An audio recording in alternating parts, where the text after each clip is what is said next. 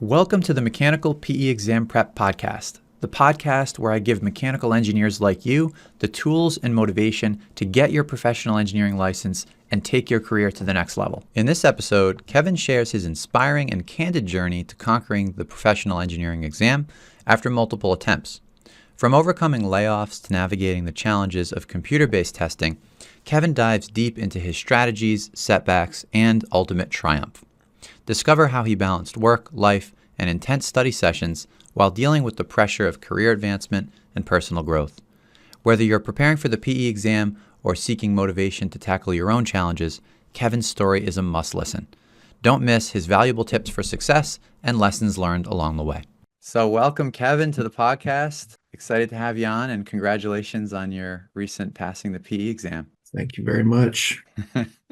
So to get started, do you want to just give the audience a bit of background on what you work on? And you can kind of start anywhere you like and just get us up to speed on everything that brought you up to wanting to go for your PE. I didn't want to go for it, but I was forced to. So it benefits you in the long run. So I got my engineering degree in 2015. I went back to school. I'd previously been to school, got a degree. Instead of getting a master's, I was like, I think I'll go into engineering. So it was about the same amount of work with better payoff. Got out of there at 2015. Passed the FE the first time. Wish I could have had that luck for the PE, but got a job, was doing fine. And then I was there for about a year. It was in oil business, Chicago Bridge and Iron, CB&I. And then I got laid off because I got bought out by McDermott. I was like the youngest I'd only been there a year. I was like the youngest on the totem pole. So of course I got laid off first. Then about 6 months later, I got a job in Dallas working for a company that deals with the water and wastewater facilities. So that's where I've been ever since. I got put in the kind of M&P group, plumbing and HVAC and odor control and fire and stuff like that. Was doing fine. Thought, hey, I'm out of school. I never have to study again. And then it was, hey, you need to get your PE because the way they're set up, they have these brackets of how you move up in the company. And you have to meet certain criteria if you've shown this ability or done this, and this. Well, to simply get out of the lowest level to go to the second tier, you have to pass your PE. That's a requirement. So there was no way around it. So that added extra stress to the test. And then... So you really didn't want to do it. You would have been happy to keep cruising at sort of the entry level, or was there a part of you that I didn't want to go to the next step? I didn't want to be stuck at the entry level. Right. I wasn't exactly thrilled to having to go get a PE because I know some people can go their whole careers and not need it. But this was I had to have it for working there. They weren't going to fire me, but I would just be stuck at the bottom and never really advance much. So had to have it. Then I think when I had to go down that path, they had already removed the 4-year experience requirement where you had to have 4 years experience before you could take the test. Now you have 4 years and you get your PE, but you can take the test whenever. Right. Went down that path or studied, had actually another guy with me. We studied for it, found a study program. This was back when they did the live paper test. So this was prior to 2019. So this was probably 2017. I don't know about dates, but it's just one big blur now. But so this was the paper book test. Studied first test. I didn't really have a clue kind of what I was getting into. It's not like you experience a test like that very often. It had been, I don't know, a few years since I'd been in school. So I kind of had to get brushed up on the basics, heat transfer, and thermo and fluids and all that. And then like psychrometrics, I'd never even been exposed to until I had to study for that test. So that was something I had to learn from scratch. And there were other things that I hadn't been exposed to yet, like cooling towers. I still have yet to ever do anything with a cooling tower, but just stuff like that. There were lots of new things. We studied, I went and took the test, and I'm glad that it went to computer-based because I had to go. This may not be the case for everybody. Some tests are still like that, but I had to travel an hour to go take the test. So I had to go get a hotel, get up before the sun even came up, and drive to the testing center, find a spot to park. And you got to load up all your books because this was open book. Some people had like carts with like bookshelves that they would put together. It was crazy. Like, how do you even have time to search through all that? So And then it added more stress to the test that The test is stressful enough, but then you got to add all that mess. Go Yeah, in when you there start and seeing sit people down. with all that stuff, you think like, should I have that? What books do they have that I've never heard of? Like, am I This was everybody taking like even other disciplines, civil, okay? structural. So it was just everybody at a testing center at once. And then you had the test takers and the pass out, and you can rip it with your pencil and when we tell you, and then go, and it's timed, and All the things that go with paper and pencil exams. it was not fun. Did that, got the results. My buddy passed. He got a 70. I could have slapped him. And I got a 63. This was back to when they actually gave you a grade. So Wow. I got a 63. Were you colleagues too, or just buddies? We actually attended, I didn't know him in college, but we actually were in one class together. Oh, I recognized him after the fact. And then we got hired on at the same place because of another guy we both knew from college who knew both of us. And then, so then the second test, I don't know how long I waited till I took the second test. It's probably 6 or 8 months out because I figured I needed a little break and then I needed to study all over again. But the second test, I'll admit, I didn't take it seriously. I was like, all I need is 7 points to pass. All I need to do is kind of re-go over stuff and work some problems again and just kind of go over everything again, get a little more practice and just do 7 points better, and then have to go through the whole rigmarole of an hour and hotels and all that mess. And I failed that one with a 63 again. I don't know wow. how that's even possible. So there was all that. The program I used for that was specific to that kind of test. So it was based for the open book test. They gave you this huge booklet, had all these formulas and problems and everything you might need, and you worked through it and you could take it with you into the test. And they also had videos. They were pre-recorded. They might have had some live stuff, but I did the pre-recorded stuff. That was that. And then once the test moved to the computer-based, I figured, well, I need to find something new because it doesn't really apply the same anymore. So you had a different program for the second attempt that you didn't have for the first attempt? Right. Okay. No, not for the second attempt. The Oh, first and second attempts, I used the same program. okay. Okay. The second time, I just went over the stuff all over again. You Worked kind of the whizzed through problem. it. Just told myself I just needed to study more, just more time. And then the third time, I was actually scheduled to take. I started studying for that one, and I found this other study program, I guess. This one was basically just, hey, we'll send you a booklet with all this information that you study, and then we'll give you a bunch of problems and some practice tests. Because I felt like I just needed to practice more and get used to more problems and types of problems. And I'll get back to that later on how that failed. But so I went through all that. I was actually supposed to take it in like April of, I think maybe I was supposed to take it like, I don't know, it came down to like I don't know, a few months before, right after COVID hit. Oh, Then I was like, what? No one knew how crazy COVID was going to get. The whole world was going crazy. People are dropping like flies. I was like, "What? I'm not wasting my time studying for this test, and when I could drop dead from an illness anytime soon." So I don't want to have to go deal with a testing center during COVID. It's bad. yeah. Just trying to go shop for groceries. Wearing a mask Yeah, and and when six you wear feet, glasses and they're fogging up and you're looking all at a that other screen stuff. and So I was yeah. like, you know what? No, we may be going back to the Stone Age pretty soon, so I'm not going to deal with this test. So I put that off.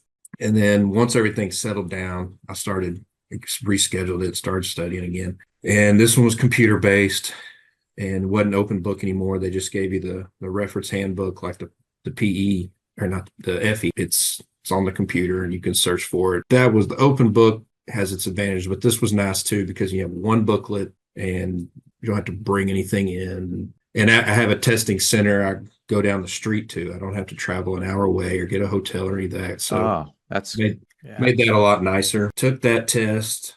Actually felt pretty good about it. I thought I actually might have passed it. Come to find out I didn't. And at this point, they don't give you scores anymore. They just give you that little bar graph thing that tells you what you need to work on or whatnot. A diagnostic report. That one like crushed me. I was like miserable and depressed. Just that one just it all went downhill from there because I thought I'd actually done well and I was just like, I don't know what to do anymore.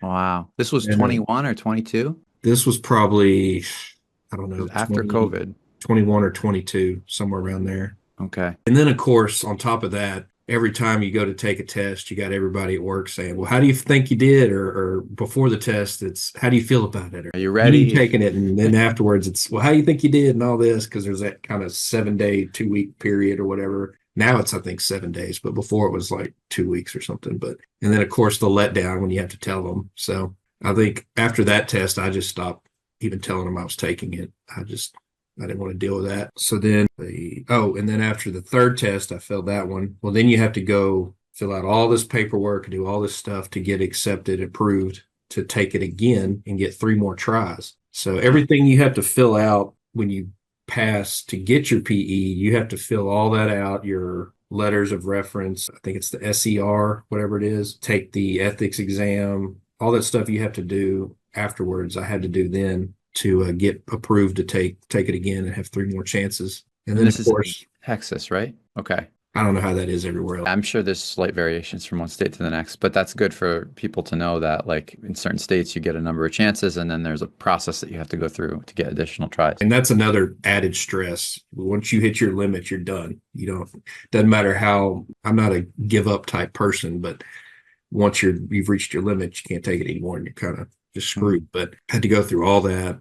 And then that was fun in and of itself, trying to navigate government websites and find all the paperwork you need and get in touch with the right people. So did all that, got approved. And then this time I thought, okay, well, a lot of that stuff is based off ASHRAE. And then because that was part of the problem in the first time I took it, I didn't realize you could actually go look up and figure out a lot of stuff by having all those ASHRAE books and just search, and you could find most of the answers. I didn't realize that the first time. So what are we on? 4. So on 4, it was, hey, most of this stuff is a lot of it's based on ASHRAE. So I found to the ASHRAE website, ordered these like self-taught courses on thermo and fluids and everything they offered, HVAC, everything they offered. I bought it and studied Wow. it. That's probably good stuff. It actually, if you're not taking the PE test, you can, I think it gives you credits for something, maybe towards your PE, but after you have it, but it gave you some kind of credits. Came with the answers, like an answer key, just A, B, C, D, whatever. They didn't have like solutions. So I emailed them and I said, look, I don't care about the credits. I'm just using this to study. I said, can y'all send me the solutions? And they sent me the solutions, but you don't have anybody you can ask or figure stuff out with. And same with the other programs. There was nobody you could go back and say, how did you do this or whatnot? Or what happens here? Why did you do this? So I did all that. I spent God knows how much money trying to pass this test. Every test is like $400. The first program was almost $2,000. The second program was probably, for the booklets, was probably 300 something. And then this other ASHRAE stuff was, I don't know how much, probably around 200, 300 again. I would have paid probably twice that if I could have just passed it though. Yeah, you just want something that's going to work. It's not even, you think about the amount of time and energy that you're putting into this. No, that was the worst part, is just the amount of hours and time you spend. And I was grumpy and stressed out all the time because I had that test in the back of my head. And it got to the point where I would get stressed out or angry if I had to like do something on a weekend that interfered with my planned study time. So it was miserable. But the fourth one, did all that ASHRAE stuff, went over all the other previous stuff I had, took that test. And I think a couple weeks before I took it, I took a practice test from NCEES, and I got like half of it right. So that was a total just demoralizer.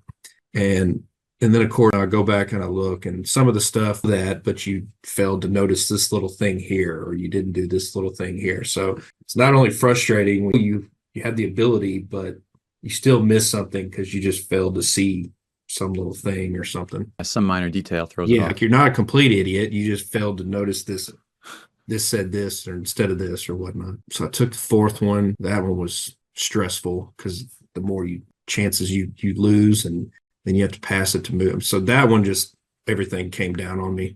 I literally had a panic attack in the middle of the test. Oh man, so it spiraled on you. I had to get up and go to the bathroom and throw water in my face and try to give yourself a pep talk. Yeah.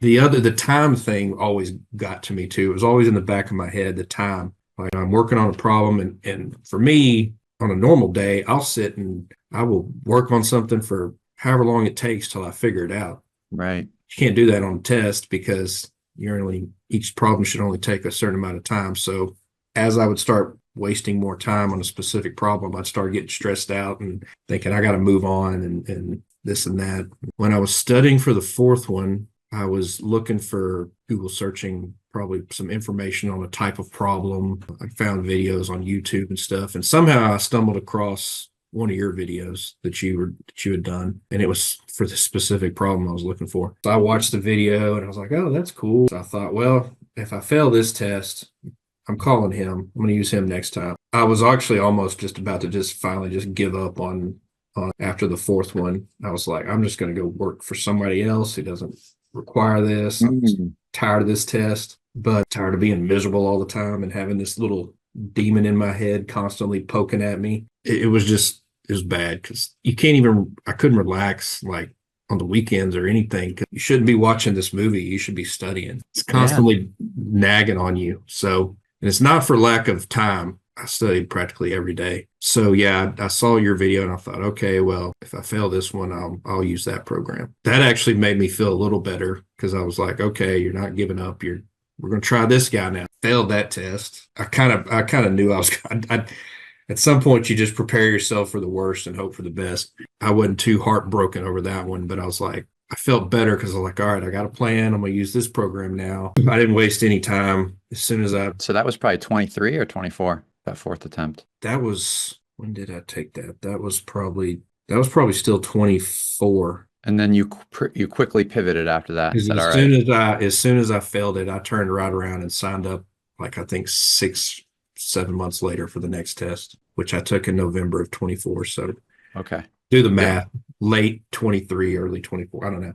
Okay. But I was like, while this is all still in my head, I still know the testing experience because after a year or two of not being in there anyway, but turned right around, signed up, told you were my only hope. Obi-Wan, signed up and took the program, and rest is history. So wow. I remember that initial chat and kind of getting a download of your background and kind of what brought you up to that point. And I got the feeling that even though there were a lot of kind of dark moments along that path and self-doubt and all these things, I knew you weren't going to give up. And no, I was never going to give up, but I only had 6 chances. Right. So that's why I was so excited to have you on board, because I knew that we have a process to pull you through and that you were going to be willing to do the work because you were already very dedicated and putting in the time. And now there was going to be something that could help you kind of organize your time, pull this thing closer. So once you were in, how did you kind of formulate your plans? How did you organize your days? Did anything change? Did anything surprise you? Or maybe some things were the same and some other things were different once you kind of got into it? Well, my study methods were pretty much the same. To each his own. Just find out what works for you. But I couldn't study that much after work. After working 8 hours, my brain just was ugh. So I always got up and studied. I got up 2 hours before I had to go to work, and I would study for the 2 hours before work every day while I'm fresh and Nice. everything. And then I studied about 4 hours on Saturday and Sunday in the morning, first half of the day. And sometimes I'd take, generally every Saturday or Saturday and Sunday, maybe not both, maybe take a day off here and there, especially during football season. And then sitting at the desk, working problems for 2 hours, and then working 8 hours, same desk. Just got tired of being at the desk. My body hating me for it because I had to hunch over and work problems. So one thing I liked about the program was the videos. I could watch those from like my iPad, and I could go sit in a recliner or lay in the bed, watch. I could still be getting studying in, but be more comfortable doing it. Especially the beginning videos, because they're just passive anyway. You don't I just sit there. Everything. I probably watched those, I think, at least twice. I like the video aspect because you watch a movie a few times, you can start to quote certain things. You listen to a song a few times, you learn the lyrics. So mine was just kind of just keep exposing yourself, even if you're not even actively listening or whatever, just keep exposing yourself to these videos and something will start taking root. That's how I used the videos. Did everything in order, did the little first thing. That was nice. I learned a few little things here and there that I didn't know before. But after taking 4 tests and studying for them 4 times, I had a lot of that down. Right. There probably weren't a lot of new ideas for you at that stage. It was more of just a compilation and a summary and kind of hitting the high points. And I would imagine you watching a fundamental series, you're probably finishing my sentences at that point. But it's still good to just collect it all together and set the foundation before you start solving practice problems. I watched them, and a lot of them I knew everything, but like I said, it was still worth it. There was a lot of little things that I didn't know or remind, oh, well, that's neat, that kind of stuff. And especially if you've been out of school a while, that would be very helpful. One tip I would give people is now that you don't have to wait 4 years to take it, is take it as soon as you get out of school while you have all the basic courses still fresh in your mind.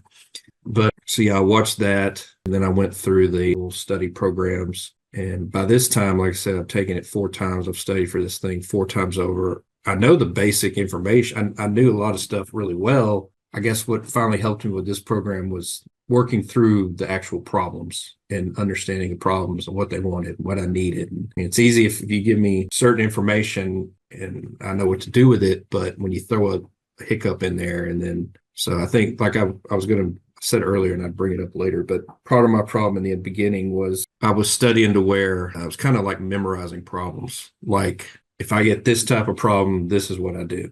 If I get this type of problem, this is what I do.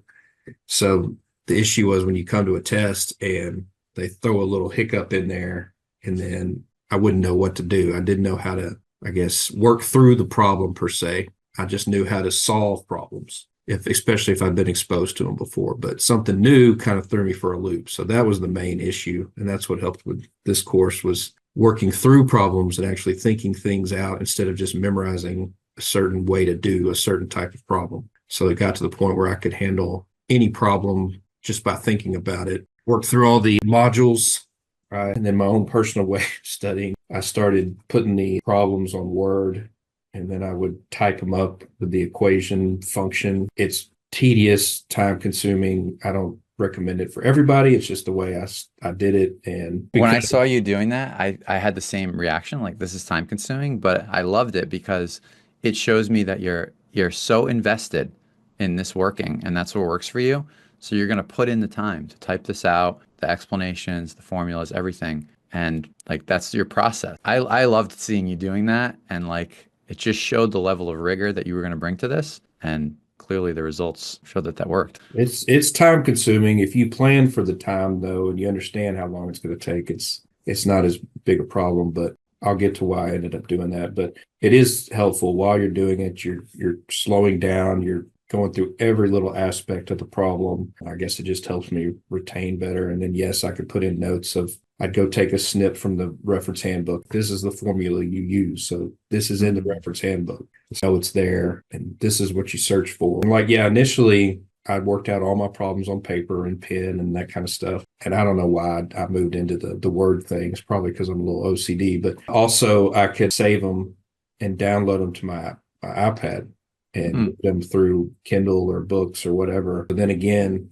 I can sit in a recliner. I can lay in a bed. I can go to the lake and read this stuff on my iPad. And I don't have to have lighting. You can read it in the dark. So that's different than the pen and paper aspect. But so yeah, I went through all that. Even the videos, I tried to, like I think I told you, I was trying to watch them while I was on a treadmill. It's just constantly feeding it and making, and eventually something will find its way in.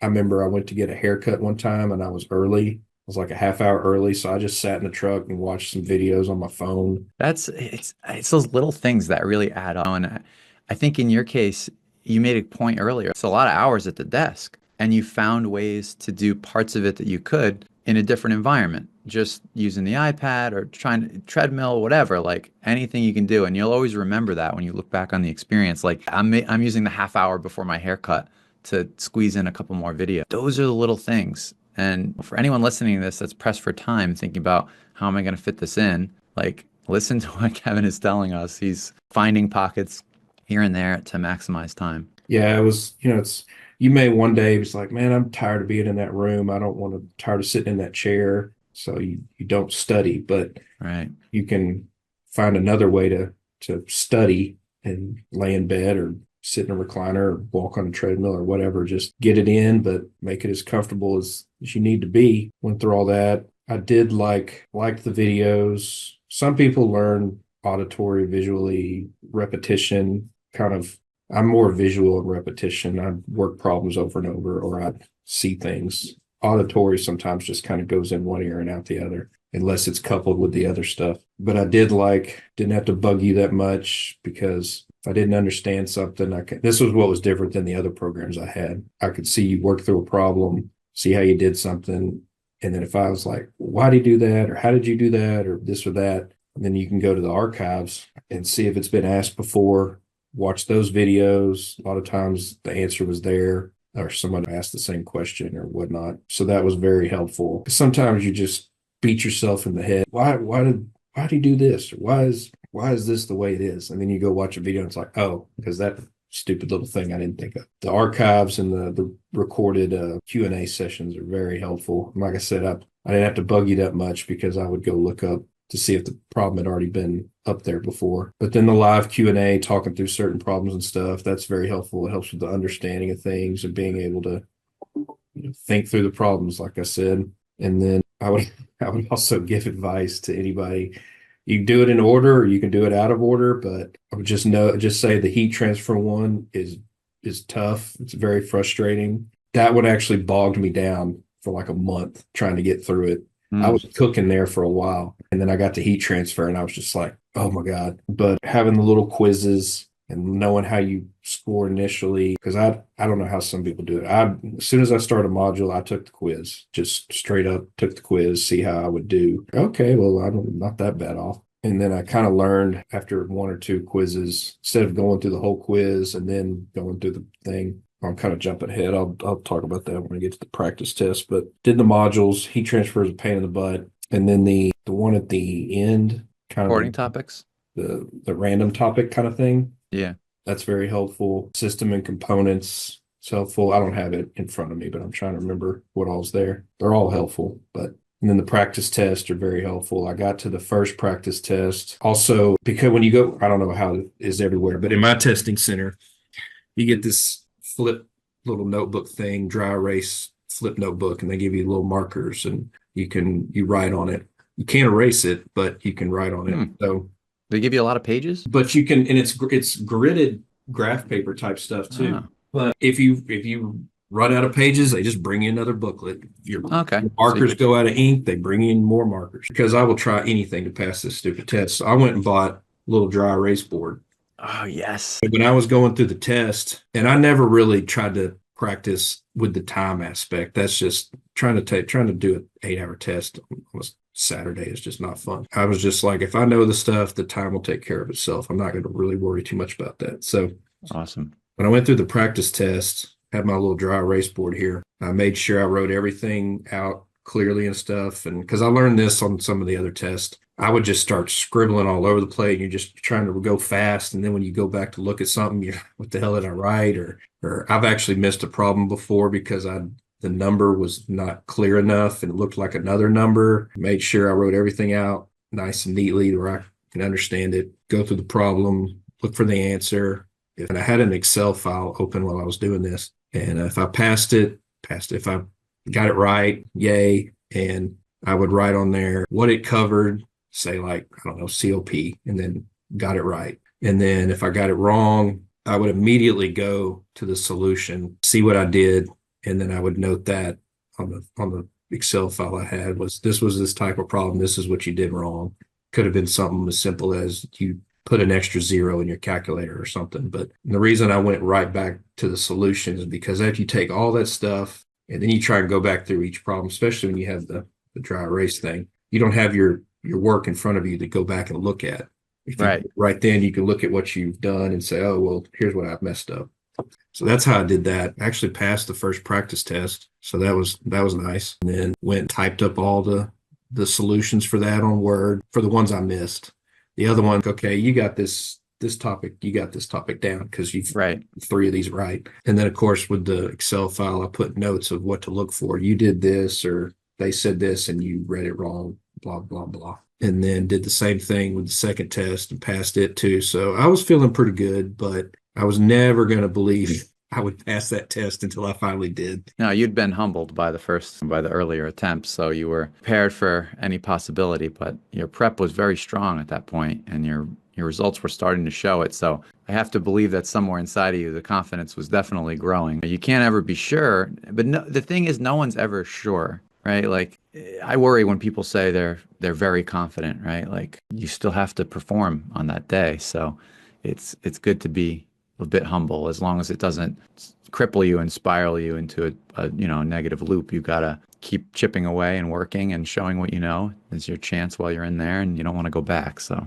And then going back to your program, so like I said, yours helped me like actually work through problems and given with what was given to me instead of memorizing a certain type of problem and being able to do it just by kind of plug and chug. And then a lot of repetition, which was helpful on my tests. I had probably at least 4 COP problems, but each one was different. They change a little thing here, they change a little thing here. Every test has like one heat transfer where you got to do something through a wall. And just about, I'm saying I've taken this 5 times, so I have some knowledge of what's on the test. Every one of them tends to have a pipe or a circular heat transfer problem. I don't know why, but every problem seems to have a question about valves. So study your valves. Oh, another thing that helped, I had to go to a meeting. I work out of Dallas, but I live somewhere else. I had to go to a meeting for like 3 or 4 days at work.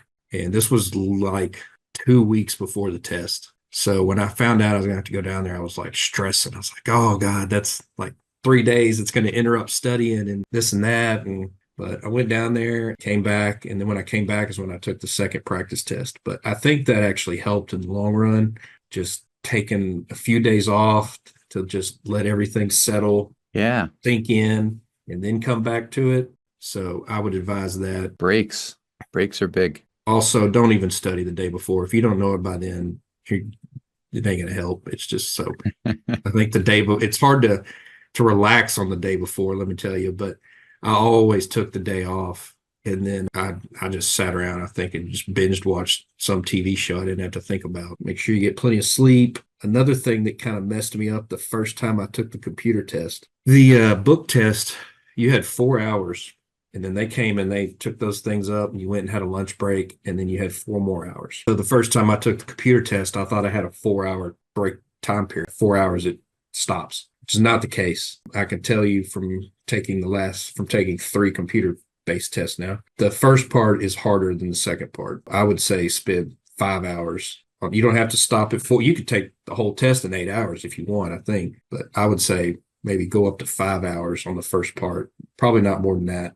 But if you need it, take it. Take a little longer if you need to in the first half because it's harder. Second half is easier. And this last test, I think I finished it with 30, 45 minutes left in the second half. And you've done everything that you could do. I don't go back and go over stuff again because, like I said, by then you're just looking at an answer. It's not like you have to go find what your solution and how you worked it out. And then if you haven't flagged it to specifically review, then I would go back on the flag ones, but I didn't review anything else. I would just second guess myself. I always thought, I told you this initially too. I had a problem with the knowledge wasn't the problem. It was the test and the problems themselves. I always felt like they were trying to trick me.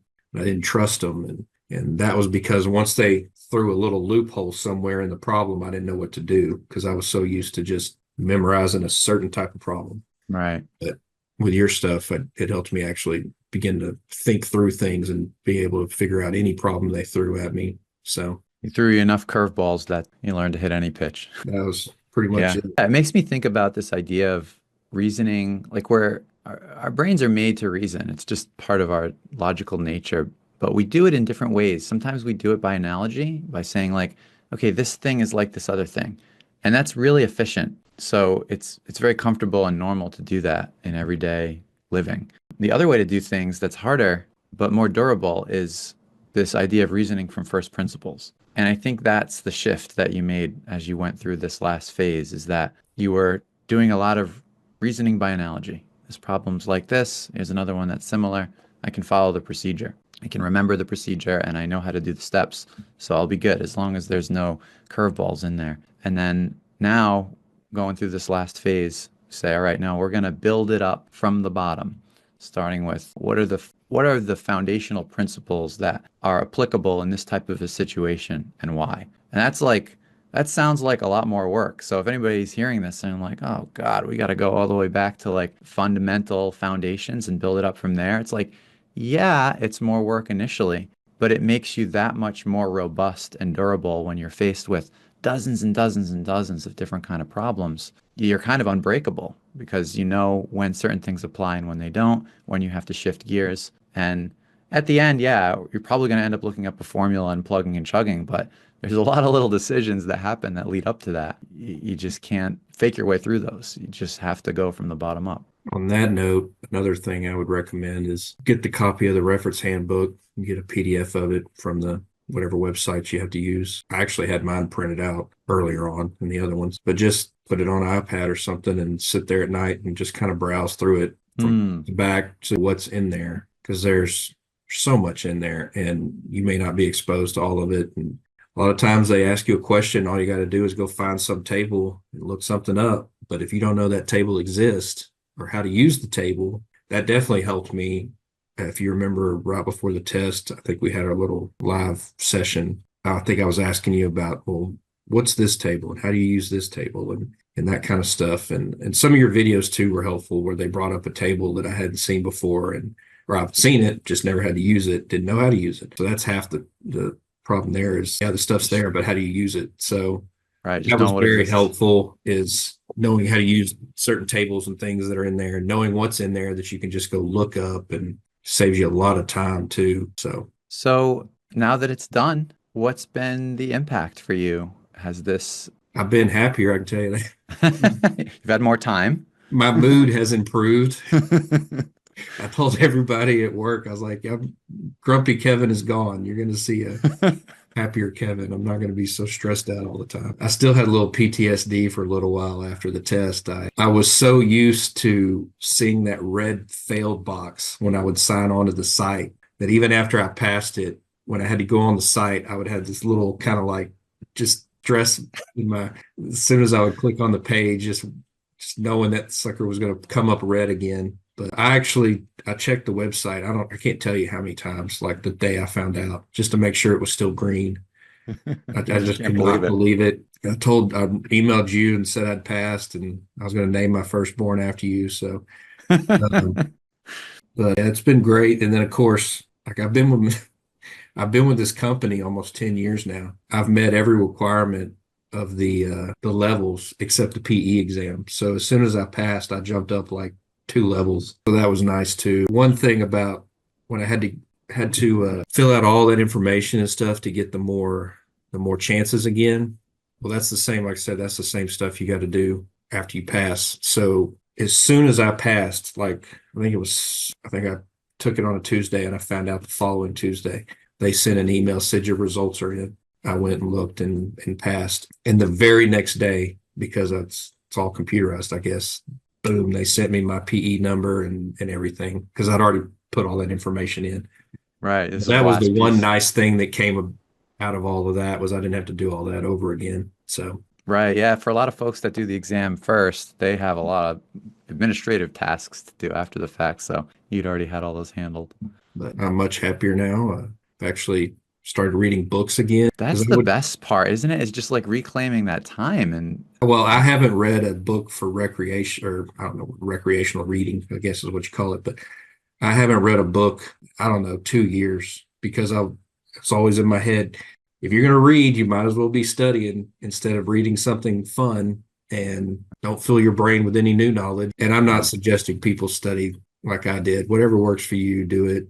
Maybe take less time. I took more time than I probably needed to because I was busy typing everything out, and that takes a lot of time. But so Well, it's been a joy for me to see your journey and to be a small part of it. It's you really bought into the process from the beginning, and that just made it easy for me. I never felt like I had to cajole you too much. Your work ethic is just top notch. So congratulations. I'm very happy for you. I'm excited to see where your career takes you next. Is there just summarizing, you shared so much good advice here. Is there any one thing that you would want people to take away if they're thinking about going for the PE? Or maybe somebody who's tried once and come up short. What stands out for you in your experience the most? Don't give up. Take Dan's program. I wish I would have found it earlier. Yeah, I Instead wish we of, would have found each other earlier. Could it's have just I saved don't you a even lot. thank God I just happened to find it one day when I was searching for some answers to a problem.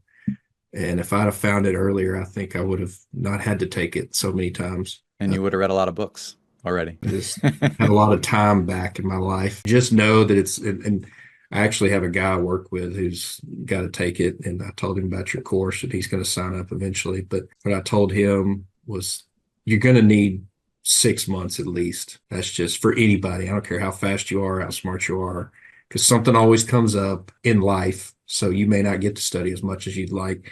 So it's going to take 6 months at least. I would say maybe no more than 8 months if you want to give yourself a little more time. Yeah, it takes a month just to get started. If somebody doesn't already have that ritual of like you were getting up early and studying 2 hours before work. Once you're doing that, that's a tremendously powerful strategy.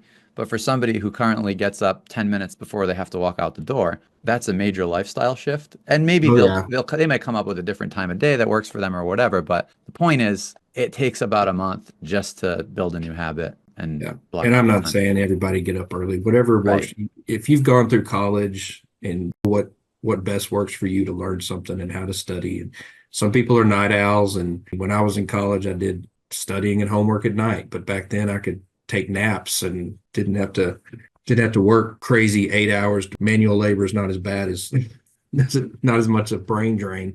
So Right. do whatever works for you. Find a way to relieve the stress. I worked out every day. Well, I've done that most of my life, but that's a nice stress reliever. Watching mindless shows. Don't forget to take time to enjoy your life while you're at it.